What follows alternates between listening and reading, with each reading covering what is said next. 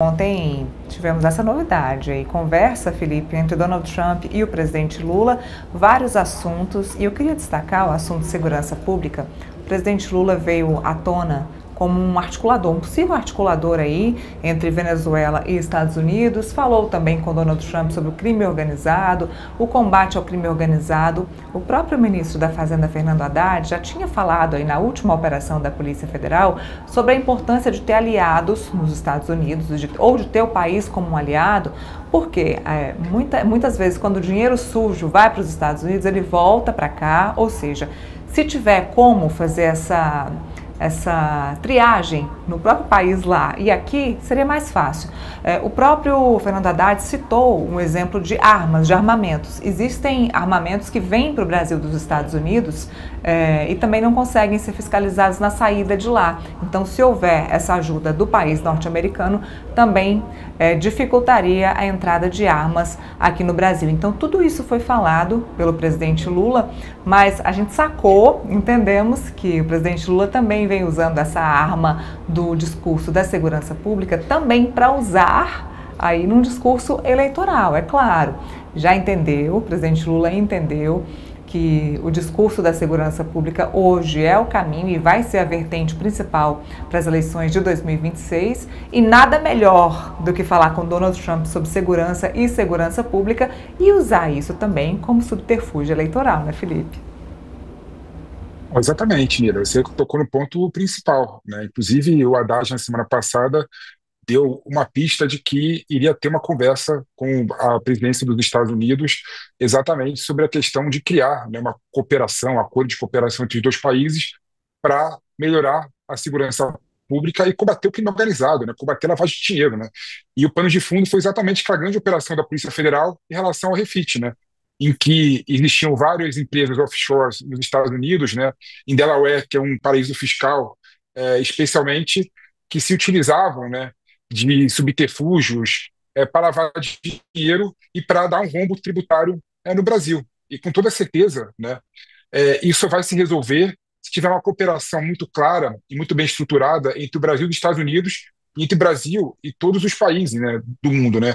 Até porque a gente sabe, né, que a afeição da facção criminosa e do crime organizado atualmente não é mais restrita ao Estado, nem é mais restrita ao país. Pelo contrário, né, o PCC faz transação direta com a máfia italiana, direta com a máfia chinesa, direta com empresas e fundos de investimento que têm offshore, empresas fora do Brasil. Então, o combate ao crime organizado passa, sem sombra,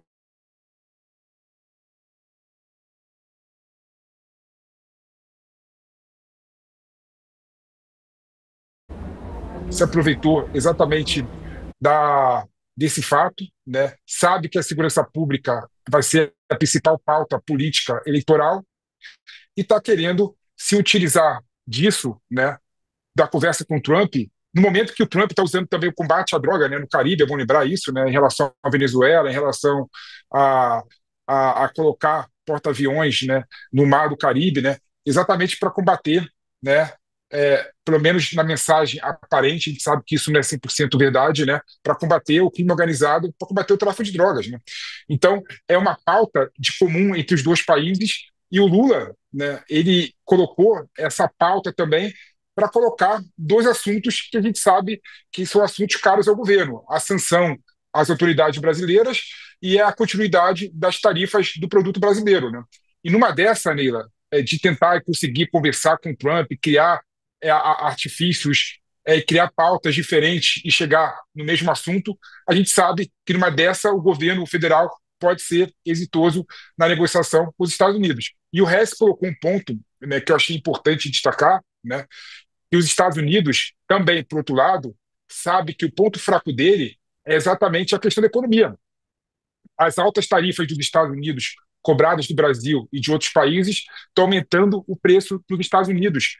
Isso está aumentando a inflação, né, o nível de aprovação do governo Trump cai também, porque ninguém quer que o seu produto que você costumava comprar por um valor esteja comprando por um preço muito maior. Né? Então, essa pauta também do problema da crise inflacionária nos Estados Unidos permite que o Lula suba o tom e permite que o Lula coloque essa agenda de uma forma muito mais clara para o Trump e para o governo dos Estados Unidos.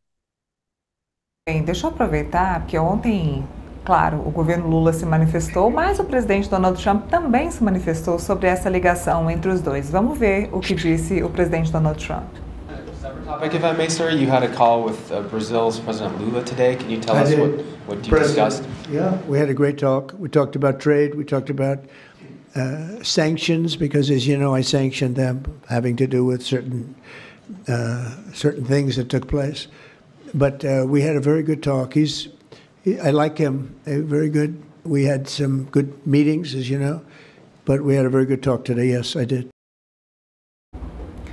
Bom, deixa eu aproveitar que a gente conseguiu restabelecer o contato com o Hessel. Hessel, agora, vamos ficar na expectativa. A expectativa de Donald Trump e do presidente Lula terem uma nova reunião e de que essas sanções, porque ainda existem, não sanções, mas ainda existem taxações sobre alguns produtos brasileiros que foram sim sobretaxados, só uma parte deles conseguiu tirar essa sobretaxa, né? Então a gente espera ainda que outra parte da economia seja beneficiada ao tirar essa sobretaxa aí dos produtos brasileiros. Esperamos que isso aconteça antes do ano que vem, né? Esperamos que isso aconteça muito em breve. Como o Felipe destacou da sua fala, é importante que isso aconteça também para que não aumente o valor dos produtos dentro do próprio Estados Unidos, até porque o presidente Trump não faria esse tipo de movimentação se não beneficiasse a ele ou se não houvesse prejuízos para a população norte-americana, né? Foi esse o sentido aí dessa mudança de postura do presidente norte-americano, né? Exatamente, Neila. O presidente americano, a grosso modo, tem que ficar bastante pianinho, justamente porque a economia americana está atrelada à tarifação de produtos brasileiros. Eu volto a dizer, a questão do suco de laranja, da carne, o café, são itens que não podem faltar na mesa do americano. E o americano não consegue ter uma produção interna que vá abastecer totalmente o seu mercado. E muitas vezes ele precisa, mesmo assim, se ele tiver autossuficiência de produtos dentro dos Estados Unidos, ele precisa colocar um pouco mais para justamente fazer o controle de preço, ou seja, para que o preço consiga abaixar bastante. E é aquela coisa de a política da procura, da demanda e da procura. Então, isso precisa realmente a gente olhar com bastante sensibilidade, que o presidente Donald Trump ele não pode alavancar muito essa questão tarifária, principalmente com o Brasil, porque justamente ele precisa fazer um ajuste econômico, e esse ajuste econômico ele vai com certeza refletir nas eleições do ano que vem, que é as eleições de meio termo, que é onde vai se definir ter uma nova configuração do Congresso ou não. Ou seja, o presidente Donald Trump precisa do Congresso do lado dele, mas quem compõe o Congresso é o povo, é o voto. E se a economia não estiver boa, realmente isso vai comprometer aí os 2 anos seguintes do governo de Donald Trump. Por isso que Donald Trump já percebeu que ele realmente precisa do Brasil. É claro que ele vai fazer uma meia-culpa, vai dizer, olha, nós tivemos algumas sanções, nós tivemos que colocar tarifas, mas tive uma boa conversa com o presidente brasileiro, ou seja, ele já dá aí realmente o tom de que as coisas mudaram. Na língua portuguesa já diz muita coisa aí, só não entende quem não quer. Ou seja, pelo andar da carruagem, a gente pode esperar que as sanções às autoridades brasileiras podem também ser derrubadas. Eu acredito que são a curto prazo ou médio prazo, até porque é uma sanção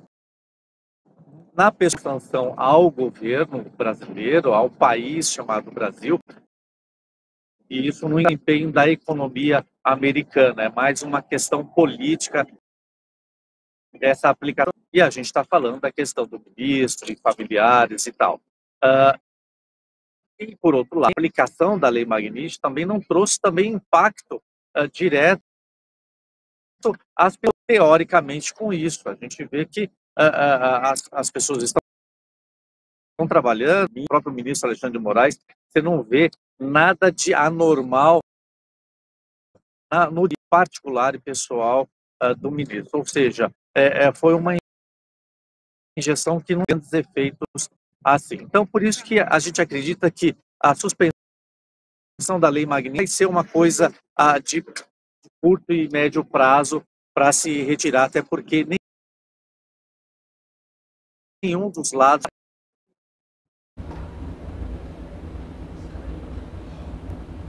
Bom, agora sim eu consegui ouvir o Hessel, deixa eu agradecer. Fernando Hessel, muito obrigada pela participação aqui no nosso Contexto Metrópolis, até a próxima.